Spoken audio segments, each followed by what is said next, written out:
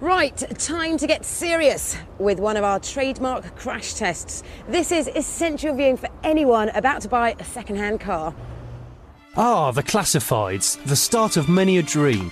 Who hasn't convinced themselves they need an old Bentley Turbo R, or a cheap Lotus Elise, or even an ex-Jimmy Greaves BMW 7 Series?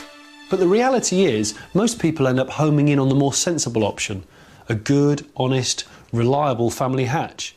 In fact, there's one for sale right here at a bargain price, and frankly, I'd be daft not to buy it.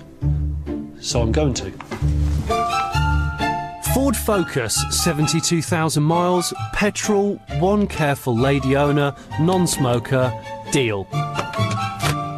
Result, I've got this clean Ford Focus, good colour, really looks the part, ex-reg 2000 plate, at an irresistible price of £2,000. Life is good. Except, you know when they play music like this, something bad's about to happen.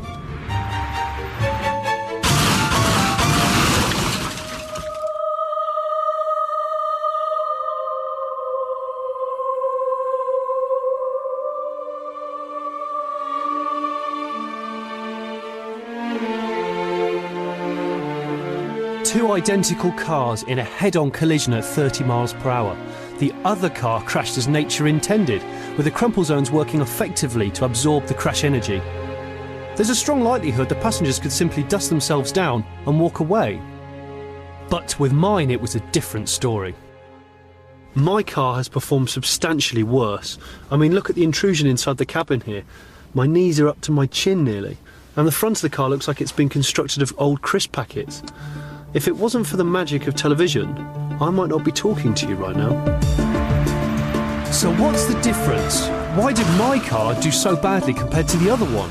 My car may have looked perfect, but it was once an insurance write-off and was repaired with what the experts call severe economic restraint. Now hang on, let's go back and see where things went wrong. My Focus looks absolutely fine, but if you look closely and you know exactly what you're looking for, you can sometimes tell whether a car's previously been in an accident. Cue our friendly engineer from the RAC to tell us what's amiss. Right, so can you tell me whether or not this car's actually ever been in an accident? Yeah, OK. If we take a look up at the chassis leg here, we can see around there that there's actually a weld that we can see that the front chassis leg has been changed. Also, the main concern I have here is that looking up the side of the chassis there, it looks as though it's been repaired with filler, which is obviously not a structural repair and not acceptable. What sort of accident has it previously been involved in? Oh, the vehicle has obviously been in a full frontal accident, which has damaged both major chassis legs. So it's crumpled the crumple zones? Yes. They've just been torched off? They've basically been cut off and others have been welded on, which will obviously infringe the integrity of the vehicle. From the top it looks absolutely convincing. It does look very nice. So tell me, if I have an accident now with the car as it is, what's going to happen? The possibility is that they're going to crumple too early. They're supposed to crumple in a set manner so that the occupants in the compartment in the passenger shell are protected. On the other hand, if it's been over-engineered and it doesn't crumple, then both of these chassis legs will actually push into the passenger compartment and injure any occupants inside. What makes this tale even more chilling is that just a couple of days ago, two separate garages issued our car with a valid MOT. Having a look at the vehicle now and seeing the major damage which it's had to both chassis legs, and particularly the filler repair that we've seen on that leg, I wouldn't have considered that MOT, no. The car was deemed fit for the road, even though it's not fit to crash. Now, how many of us take a look at a full MOT and see it as peace of mind? Yeah. Well, with the help of our crash testing mates at Myra, we might make you think again.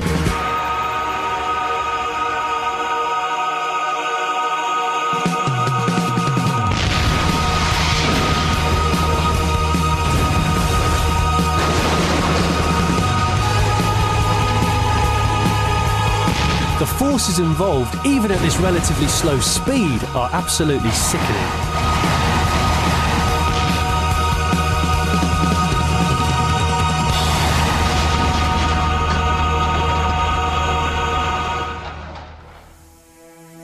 gracious me. No, I saw the movement, I ran out the car. Look at the state of that. That's horrendous. There's definitely more crumpling going on that car. You can see the wheels have been pushed back further. Right, I'm going to get in and demonstrate to you what it would be like if I was in the crash. And I can tell you that my feet would have been like this on the pedals. And as you can see, assuming I actually survived, I'd probably be crippled for life. But the other Focus, on the other hand, has remained remarkably intact. All of the dashboard, all the pedal assembly is as God intended it to be. And the experts tell me that my Focus crumpled some 3.5 inches extra. That extra intrusion into the cabin is the difference between walking away and being wheeled away. So what can be done? Well, clearly you need to check a car's history before buying, which is pretty easy. By simply picking up the phone and paying about £30, you can get a comprehensive vehicle identity check, and all you need is the registration number.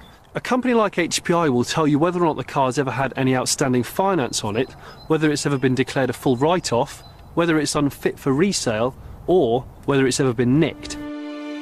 The numbers are frightening. Every day they identify 30 cars for sale that are actually stolen. A quarter of the cars they check out turn out to have outstanding finance, and 4 out of every 100 have been written off. For the phone numbers of these different services, check out the Fifth Gear website. This car was actually for sale a couple of weeks ago. Now, I don't usually buy into all this scaremongery stuff, but it is genuinely shocking to think that if it weren't for the sake of one phone call, some family could be driving around in that car as we speak.